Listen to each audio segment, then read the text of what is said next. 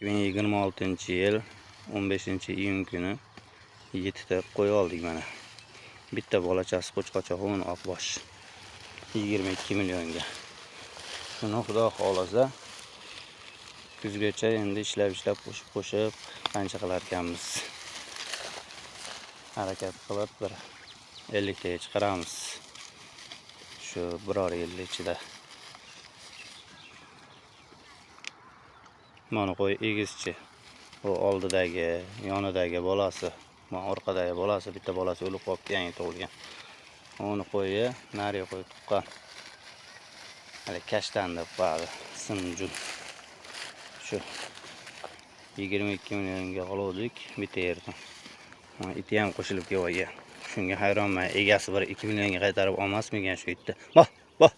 Mana shu itni. Faqat qo'y oldidan ketmas ekan.